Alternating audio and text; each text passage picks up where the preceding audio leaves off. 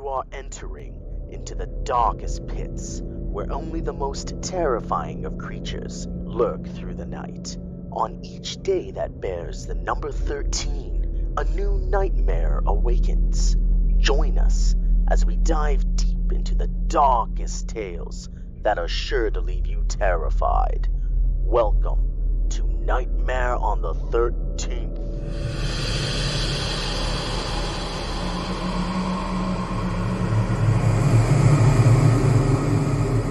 Children roam the streets of Haddonfield, Illinois, to gather candy and pretend to be scary creatures of the night. It is October 31st, 1963, Halloween night, and inside a house with no suspicion is Judith Myers and her boyfriend, Steve Haley, both of them acting as teenagers normally would. They're about to go upstairs and enjoy some of the finer pleasures of life. However, Judith neglected to remember that she's supposed to be babysitting her little brother Michael while her parents are out for the evening. Michael stands outside of the house, watching his sister from the window as she heads upstairs with her boyfriend Steve. The air contains an ominous hue within it as Michael makes his way to the front of the house and watches his sister's bedroom light turn off. Making his way to the back of the house, darkness engulfs the back porch with only a small glimmer to light the way. The moonlight illuminates the house as Michael walks into the kitchen and turns on a light. Opening a drawer, he pulls out a large kitchen knife and proceeds through the dining room. Steve then begins to leave and heads out through the front door, walking right past Michael, not noticing him one bit. Michael continues to make his way upstairs to his sister's bedroom. He enters her room slowly and unnoticed. Judith is sitting in front of her mirror, topless and feeling quite rejuvenated after the evening she spent with Steve, though she will soon be face to face with the sheer essence of terror. Looking around the room, Michael sees the bed his sister was just laying in, sheets left ruffled and tattered. All the while, Judith is still in front of the mirror, brushing her hair elegantly without any clue of what awaits behind her. Michael slowly approaches Judith as she turns around in sheer terror. She screams her last word as Michael brutally stabs his sister 5 times, leaving her lifeless body on the floor of her bedroom as he makes his way outside to the front of the house. The crisp autumn air has a tinge of despair to this fine evening, as the parents of Michael and Judith Myers return home from their evening together on Halloween night. They see their son Michael standing outside in a clown costume, holding a bloody knife. Once the body of Judith Myers was discovered inside the home, police were called and Michael was taken away to Smith's Grove Sanitarium, where he remained incarcerated under a doctor's care for the rest of his young life. This nightmare now brings us to the future, October 30th, 1978. It has been nearly 15 years since the events that happened in Haddonfield, Illinois. We meet a doctor by the name of Sam Loomis, who is with his assistant, a nurse named Marion Chambers. They are driving to Smith's Grove Sanitarium, where Michael Myers, who is now 21 years old, is being held captive as he is still considered a danger to society. Michael will be taken to a hearing in front of a judge where his future incarceration will be determined. As they approach the sanitarium, they witness several mental patients lurking around the entrance. Dr. Loomis rushes out of the car as a patient leaps on top of the car that still holds the nurse Marion Chambers. On top of this car is Michael Myers. Marion rolls down the window to see what's going on up there, and Michael's hand reaches through the window and grabs Marion's hair, causing the car to swerve off the road. As a struggle ensues between Michael Myers and Marion Chambers, she pulls away and moves toward the other side of the car. Instantly, Michael's hand appears behind her and shatters the glass window. Marion jumps out of the car as Michael climbs inside and drives away. Dr. Loomis runs over to Marion and consoles her, telling her that the evil is now gone. The next day, it is Halloween night, October 31st, 1978. We are back in Haddonfield, Illinois, where we meet a young girl of about 17 years old named Laurie Strode. She is leaving her house to walk to school. While on her way out, her father Morgan, a real estate agent, asks her to drop a key off at the old abandoned Myers house because a family will be looking at it later. Laurie continues down the streets of Haddonfield as she's approached by an 8-year-old boy named Tommy Doyle. Laurie will be babysitting Tommy later that night. They walk together as the Myers house comes into view. Tommy warns Laurie not to go up to the house because something bad once happened there.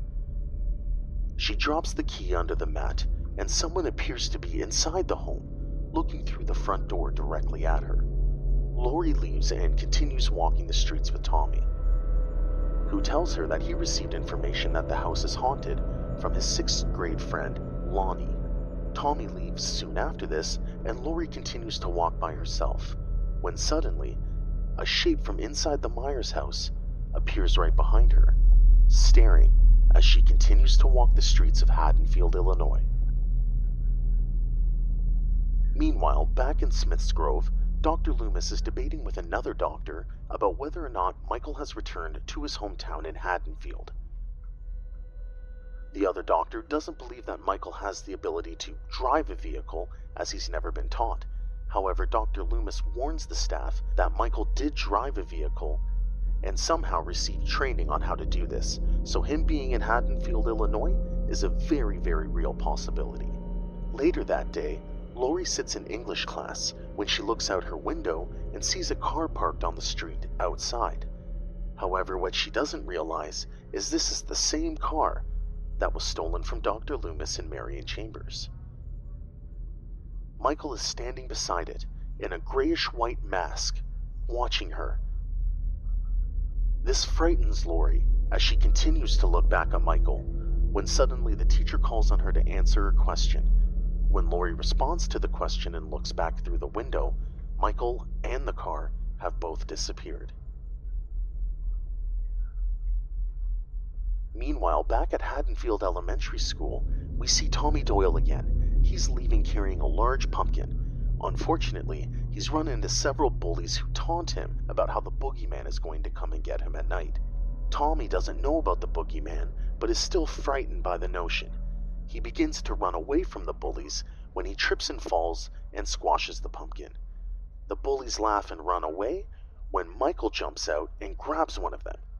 This terrifies the bully, and Michael climbs back into the car and begins to drive alongside Tommy as he walks the streets of Haddonfield. We're then brought back to Dr. Loomis. He's currently on a highway somewhere between Smith's Grove and Haddonfield. He's seen standing at a telephone booth, speaking with someone from the Haddonfield Police Department. They seem resistant to the idea that Michael Myers could be coming to Haddonfield. This continues to frustrate Dr. Loomis.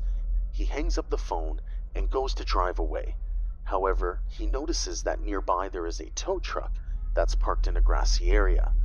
He looks inside and finds Michael's white hospital gown, as well as the rabbit and red lounge matchbook that was in Dr. Loomis's vehicle. Now that he is sure Michael is in Haddonfield, he rushes back to the car and heads out to find Michael. Meanwhile, the students are being released at Haddonfield High School for the evening. It is time for Halloween. Laurie's walking home with her friend, Linda, who's complaining about many school activities that she'll have to be involved with. Laurie, however, seems to be a quiet bookworm who has nothing to do that evening except babysit. As they continue to walk the streets of Haddonfield, they run into another friend, Annie Brackett. Annie and Laurie begin to talk about their babysitting for that evening as they continue to walk the streets of Haddonfield. While they're talking, the same car that Laurie saw outside of her English class window begins speeding down the street. Annie yells towards the vehicle, and suddenly the car stops, but then instantly speeds back up and leaves again. None of them realizing the close encounter that they just had, they continue their conversation and walking the streets of Haddonfield.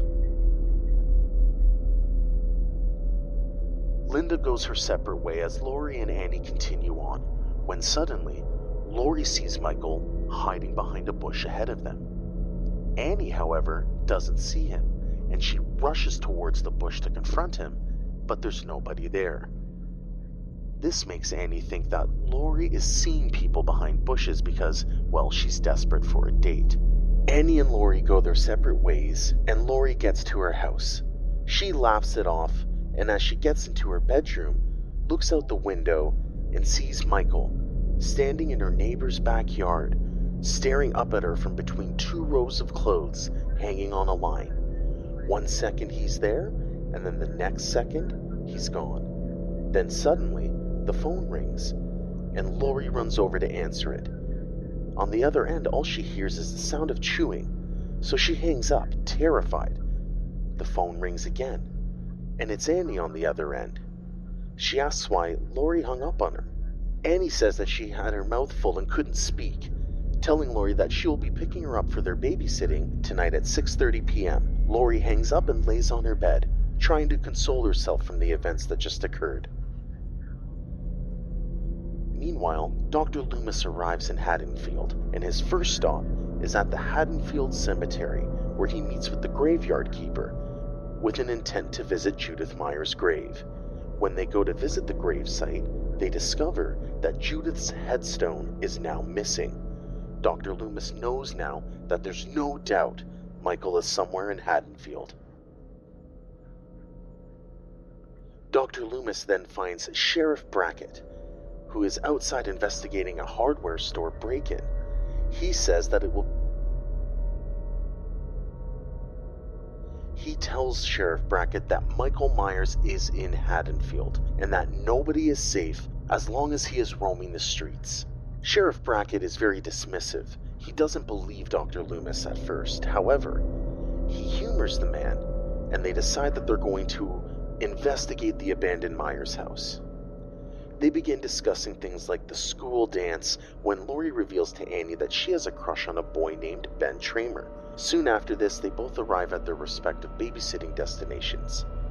Annie drops Lori off at the Doyle house, and then she pulls into the driveway of the Wallace house. As she walks into the house, Michael drives right by and gets out of the car, then hides behind a tree in the Wallace yard, watching Annie as she's inside the house. At the same time, Dr. Loomis and Sheriff Brackett arrive at the abandoned Myers house. They begin to search inside when they find a partially eaten dog. Sheriff Brackett says a man couldn't eat a dog like this, and Dr. Loomis replies that this isn't a man that they're dealing with. The two of them walk upstairs, and Dr. Loomis shows Sheriff Brackett the bedroom where Judith Myers was murdered. Suddenly, a downspout falls away from the building and breaks the window near them, which startles Dr. Loomis, and he draws his gun. This inspires him to describe his 15-year experience of watching Michael Myers, seeing nothing but pure evil inside of him. Sheriff Brackett asks Dr. Loomis what they should do, and Dr. Loomis tells him he needs to inform the rest of the police just to ask them to keep their mouths shut. Dr. Loomis decides he's going to stay behind and wait for Michael because he thinks Michael's going to return to his childhood home. At the Doyle house, Lori is sitting babysitting Tommy Doyle. Tommy becomes bored and says that he doesn't like the book Lori's reading to him. Soon after this, Tommy ends up asking Lori what the boogeyman is. Before she can reply, the phone rings and it's Annie calling from the Wallace house. She tells Lori that she just spoke with Ben Tramer and told him that Lori was really attracted to him. This angers and embarrasses Lori, and she begs Annie to say that she didn't talk to him. Right at this same moment, Tommy's looking out the window, and he sees Michael standing next to the Wallace house. All he sees is the black silhouette. He immediately screams for Lori and tells her that the boogeyman is outside, but when Lori looks out the window, there's nobody there. That's because Michael had reached the back of the house, near the kitchen door. Inside is Annie, and she's in the kitchen making popcorn, not having noticed Michael at any point. She continues her conversation on the phone with Lori when Michael accidentally knocks a hanging plant to the ground and shatters it, which draws Annie's attention towards the kitchen door. But at this point, Michael has gone to another window. when there's a dog who now sees him and begins barking. Annie then goes to the outdoor laundry room in the backyard and puts her clothes in the washing machine. However, she doesn't see Michael peering in at her from the door and the windows. She then locks herself inside by accident and calls for Lindsay to come in and let her out, the girl that she's babysitting, but Lindsay doesn't hear her.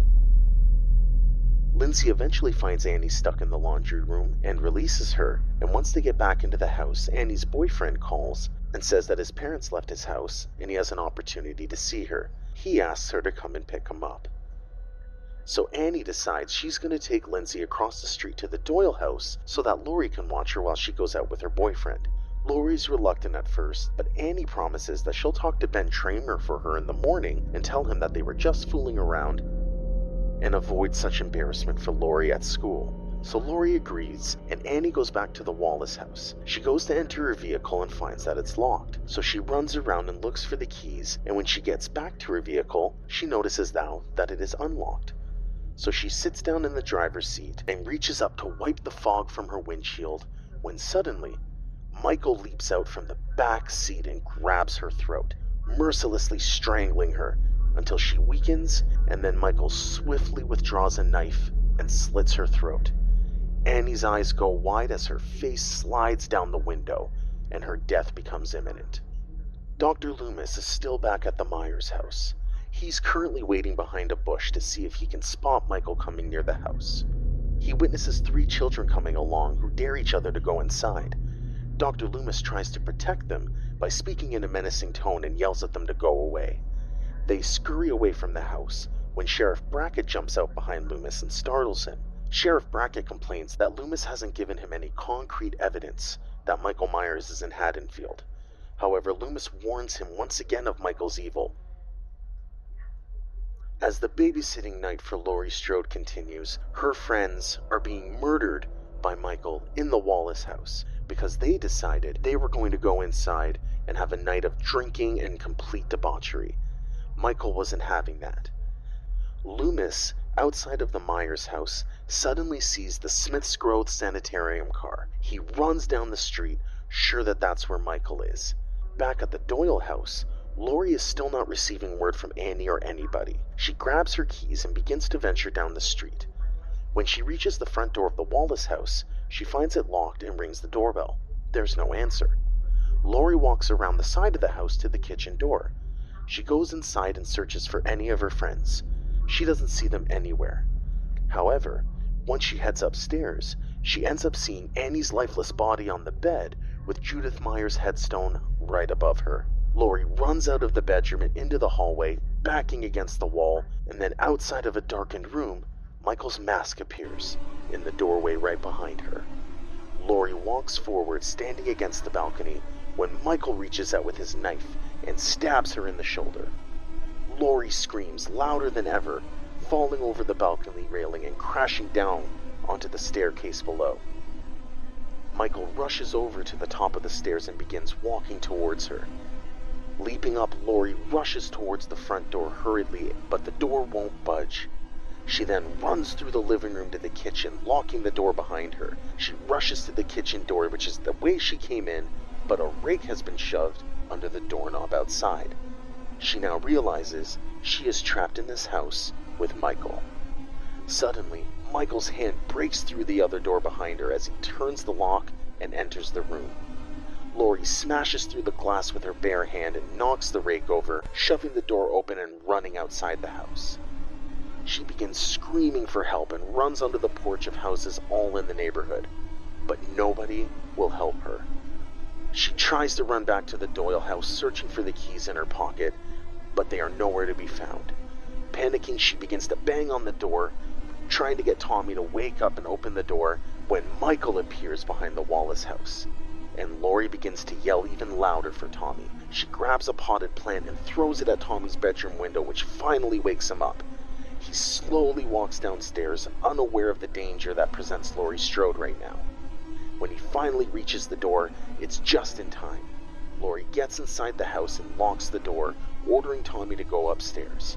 She turns out all the lights and begins to believe that she's safe, when she notices that one of the windows in the house is open. Her terror reaches unimaginable heights She crouches down in front of the couch when suddenly, Michael leaps out from behind the couch and tries to stab her. However, he misses and hits the couch instead. Laurie grabs a knitting needle and swirls around, stabbing Michael in the neck.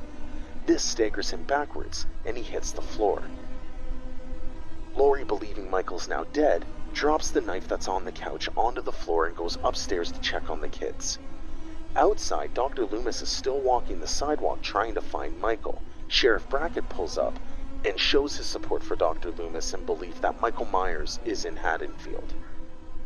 Back at the Doyle house, Tommy and Lindsay run up to Laurie, thinking it was the boogeyman who attacked her. She assures him that she has killed him and he is dead.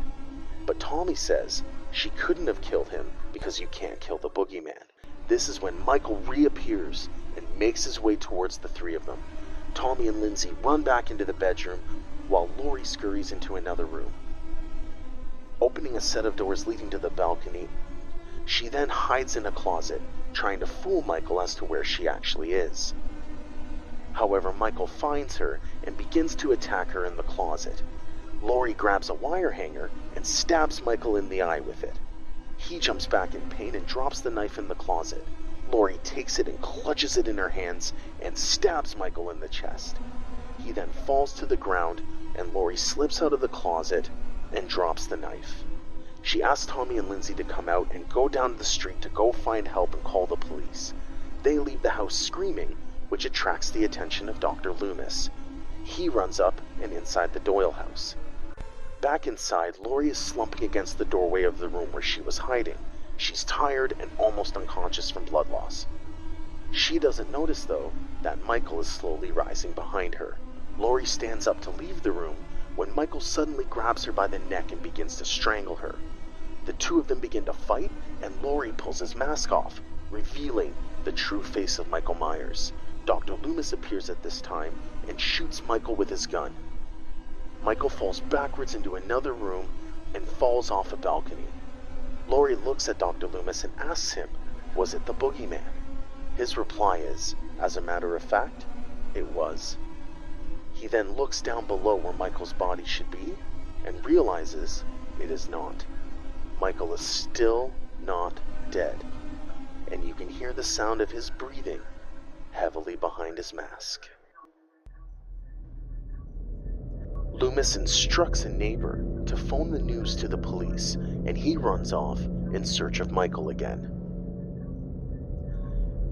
Down the street, Michael Myers sees a young girl by the name of Alice outside, and he begins to stalk her.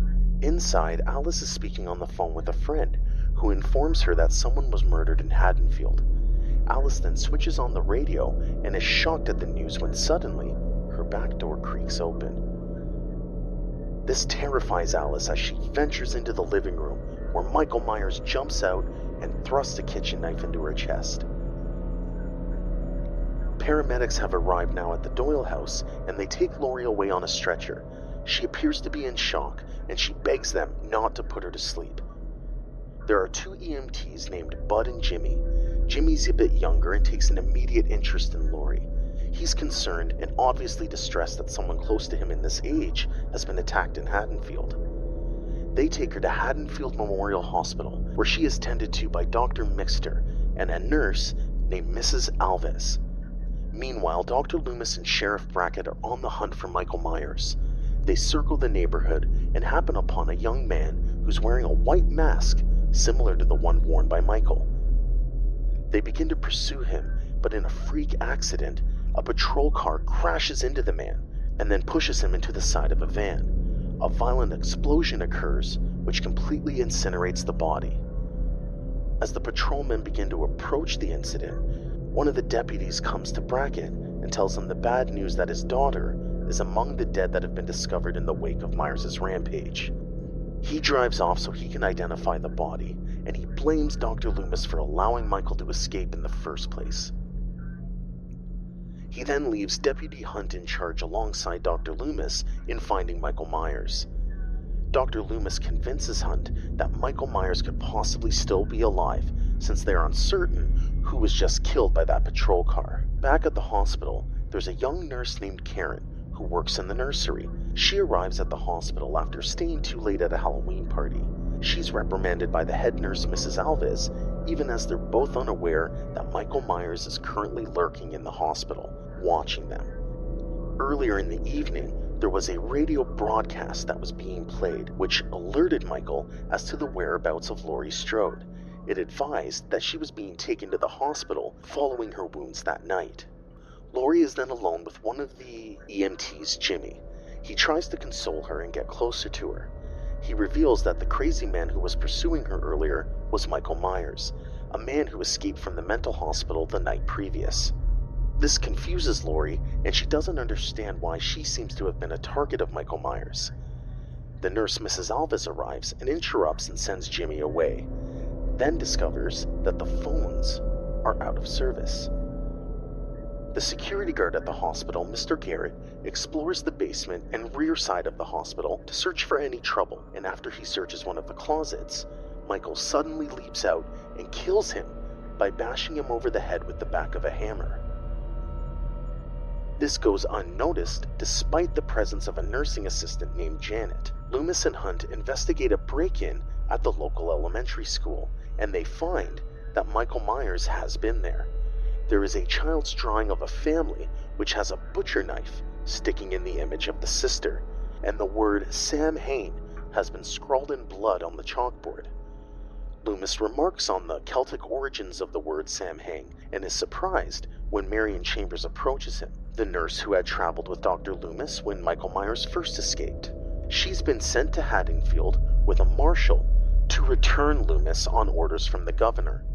Loomis is then forcibly taken away while Hunt promises that he's going to find Michael Myers. Meanwhile, Michael Myers continues to murder all the staff at the Haddonfield Memorial Hospital.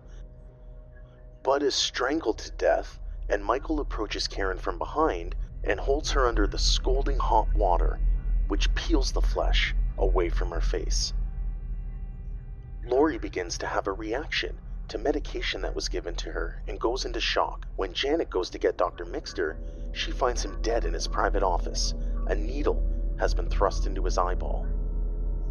Michael Myers appears behind Janet and grabs her, thrusting another needle into her temple until she too meets her death. Jimmy goes off to find help. When nobody returns to Laurie, Jimmy goes off to find help, and Jill is summoned by another patient. While she's gone, Michael enters Laurie's room and stabs at her bed. However, Laurie's gone, as she was only pretending to have a reaction to the medication, and Laurie is limping through the quiet halls of the hospital with a cracked ankle and being dazed from her medication. She's looking for a safe place to hide. Jimmy reappears and he sends Jill off to get help, telling her to drive into town and bring back the police. However, after she leaves, he finds the body of Mrs. Alves in a nearby operating room. She's tied to a table with an IV tube in her arm, having drained all of her blood out onto the floor. Suddenly, Jimmy panics and he tries to run.